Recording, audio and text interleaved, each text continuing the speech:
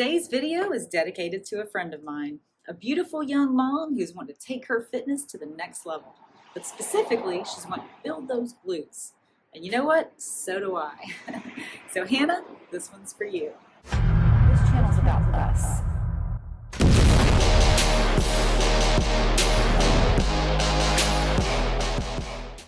Now before you get started, you always want to activate your glutes. I always start with body weight squats. You want to squat down so that your elbows touch your knee and squeeze your glutes on the way up.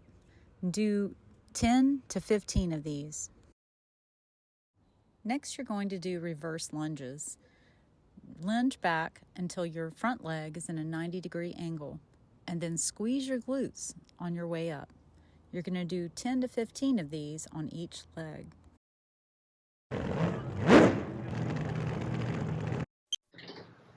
One of my favorite leg and glute exercises has always been the leg press machine. This one that I have at home has a platform that's a little lower than what I typically see at the gym. And frankly, I kind of prefer the one at the gym over this one. From this lower position, it does work a little bit more of my legs than my glutes, but I do definitely feel it in my glutes. Right now I've got a very light weight on there, but when I really put the weight on, I can feel it for sure. But if you have the option at the gym to do the leg press machine that has the platform a little higher, so that your legs are kind of more up at this angle, you're going to get a lot more work in that glute from that angle. But one thing I like to do to really maximize the effect of my leg press machine, and you could do this at the gym as well, is to do half the weight that I can handle for 2 legs and do a single leg at a time. Now, not only does this let me, isolate and really think about the muscle that I'm working, but it also helps me as an older woman with some bone and joint issues to really align my leg and my hip with the platform. So I feel like this is the least difficult on my hip joint. Most people would say that no leg day is complete without barbell back squat. You can work your glutes and legs and build them without them, but they are a favorite. Now I'm going to demonstrate this with no weights on the bar. This is just a 45-pound bar. Get up under the bar and stabilize yourself and lift carefully. Carefully step away from the bar, and then when you go down, you want to tighten your core and your glutes and go down slow and careful. Keeping your body as upright as you can, and this is as far as I can go without tilting backwards.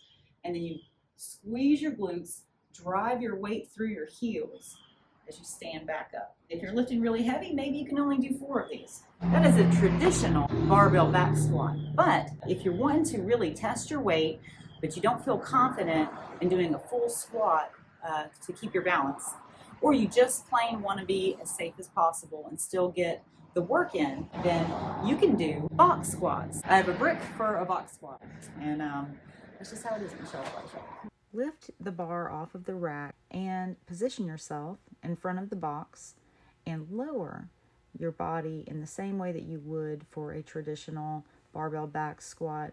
You're going to tighten your core and stabilize yourself, driving your weight through your heels. But instead of going as deep as you normally would, you're going to tap the box, or if you need to, you can take a full seat before you stand back up. And this is a great way to condition you for doing traditional barbell back squats. An exercise that has been a favorite of ours is a single leg goblet squat, or we've nicknamed it the elevator, because instead of a lunge, you're going straight up and down. So Lana's going to demonstrate. What she's going to do is have one leg in the front and one leg that's just a little bit behind her other leg. Kind of like she's going to do a curtsy. So you're going to want to go straight up and down with your body weight pushing through your heel. Go in a slow and controlled motion and really think about those glutes.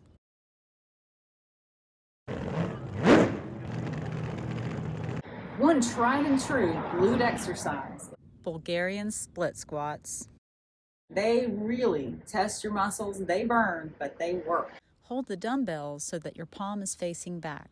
Go straight down and straight back up, squeezing your glutes on the way up.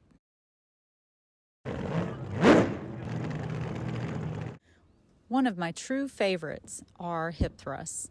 You can do a really heavy weight with hip thrusts. Now, I don't have a low to the ground platform, so I'll use my bench for this. And what I do is sit towards the edge of the bench and inch myself over the edge and carefully go down into position.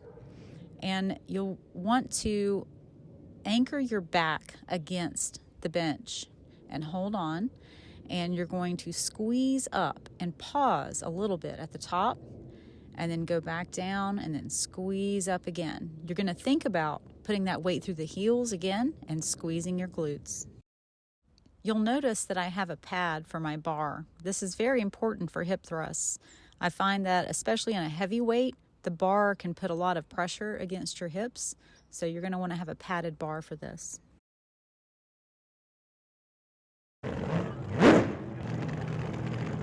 When you do Romanian deadlifts, you can use a bar or dumbbells. I'm doing dumbbells today.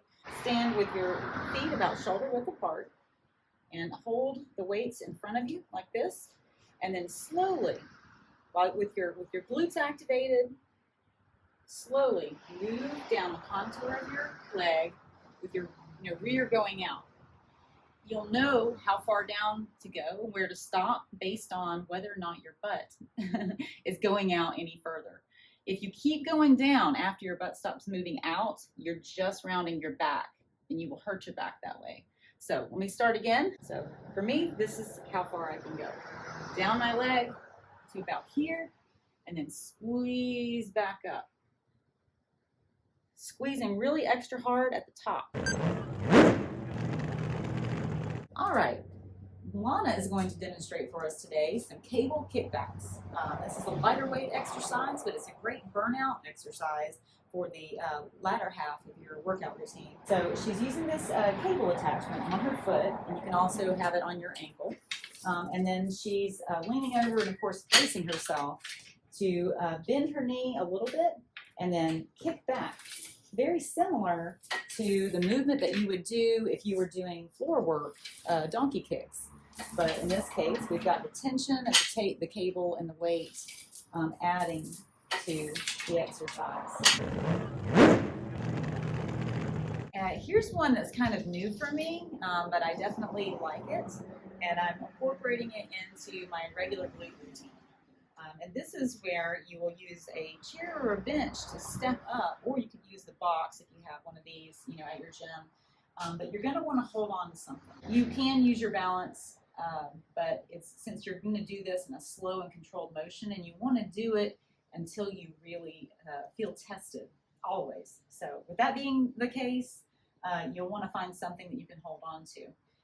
In 10 to 15 reps, you're going to want to step up on the platform with one leg and squeeze on your way up, and then carefully, slowly go back down and slowly step back up again. You'll be surprised at how much this burns your hamstrings and glutes.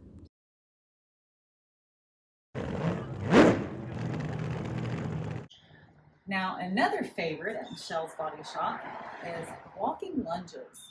So walking lunges can be as easy or as hard as you choose. I usually walk with these 225-pound plates. Usually 8, on each leg, so it's like 16 steps. Key is, of course, you're gonna straighten your upper body, and you're gonna step down far enough that you're putting your front leg in a 90-degree angle. Go down to the 90 degree, and then step up and go straight into your next step. You may not have room to do all of the steps that you're going to do in your set, so just do as much as you have space for, turn around, and finish them up. Now Lana is going to demonstrate landmine lifts. So if you've ever been to the gym and you've seen a barbell with just weights on one side, and generally there's usually an anchor on the floor that's anchoring the other end. But in my case, I just have it kind of wedged here. This equipment is called a landmine. So there's a whole lot of things you can do with the landmine. I like to do kind of a deadlift / squat with it.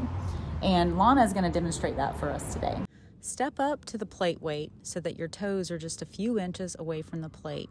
Reach between your legs to grab the bar so that when you stand, you're not having to bend over. Instead, you want to be in the most upright position that you can to protect your back. You're going to push your weight through your heels and squeeze your glutes on the way up.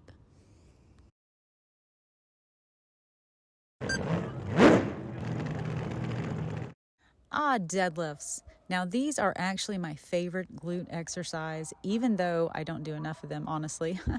But whether I'm lifting my maximum capacity or a lighter weight, I always wear a lifting belt when doing deadlifts. For a traditional deadlift, you're going to step up to the bar with your feet just about shoulder width apart, and your toes are going to be a little bit, maybe a couple of inches past the bar. And then you're going to bend your knees and grab the bar just outside of your knees. You can brace your knees against your arms. Now, before you lift, I want you to really think about activating all of the muscles. That means your shoulders, your back, your core, your legs. Everything needs to be at attention. And then lift straight up, using your legs and your glutes for the strength to lift the weight. Then as you lower the weight, I want you to again think about using your legs for the main powerhouse for this move. You'll use your back muscles, but you shouldn't strain your spine. For a sumo deadlift, you're going to do things a little similar, but in this case, you're going to widen your stance. You're going to angle your toes out just slightly so that when your knees bend, they go out over the toes. Again, I want you to activate every muscle in your body so that you are stable and strong as you lift. You're going to go straight up, flexing your glutes, squeezing them on the way up, and then carefully lower the weight, following the contour of your leg and bending your knees so that your legs and your glutes take the brunt of the weight. I hope you've enjoyed learning about Michelle's favorite top 11 glute exercises. See you next time on Michelle's Body Shop.